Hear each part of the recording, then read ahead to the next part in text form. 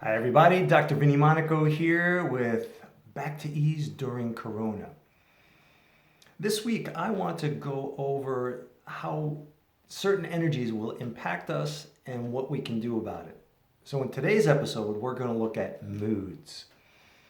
Moods can affect our magnetism. As I've said in earlier videos, we are bioelectrical, we are biomagnetic. When we're enlivened, when we're in our function, doing the thing we're born to do, we radiate this essence. We radiate magnetism, and people are attracted to us. They want to hang out with us. They know they're going to have a good time.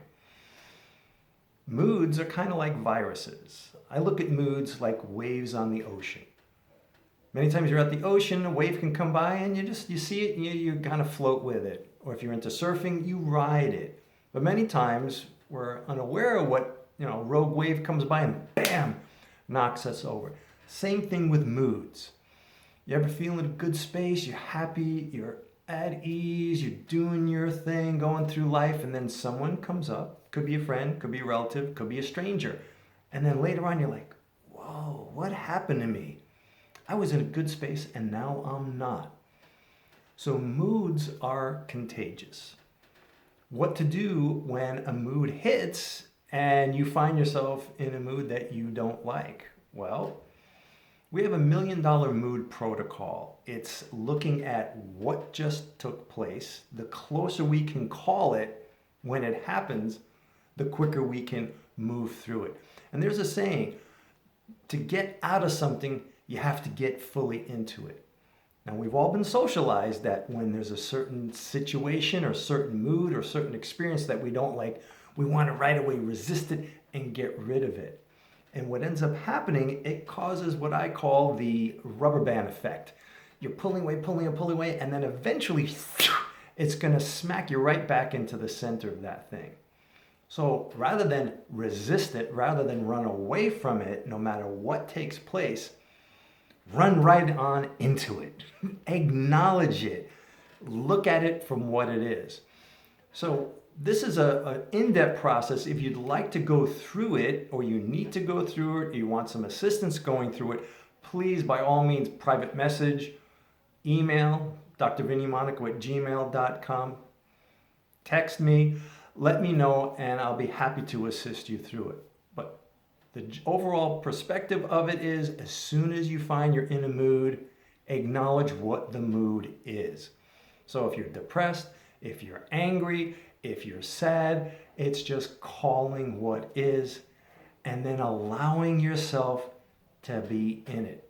And that's the hardest thing for most people.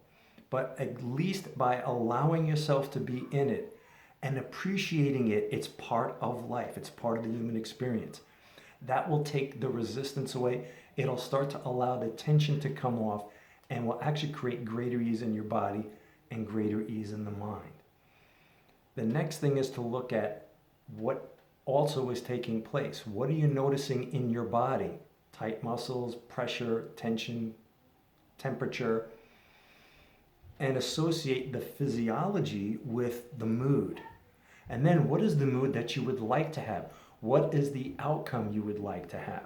By having both those simultaneously, it allows a tension to develop from where you are to where you want to be. So rather than resist this, it's acknowledging this and looking at where you want to go to. So what is the mood you would like? What is the outcome you would like to experience?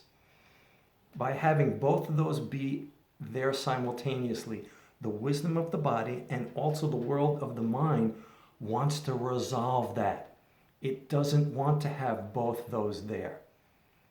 And what will take place, and this happens innately within, is going from where you have been in the mood to where you want to be will start to shift and change.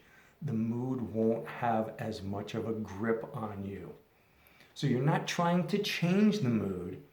You're acknowledging it and appreciating it and allowing it to be for what it is. And then you're looking at where you want to go to, what you want to experience, and allowing the wisdom that is you to move in that direction.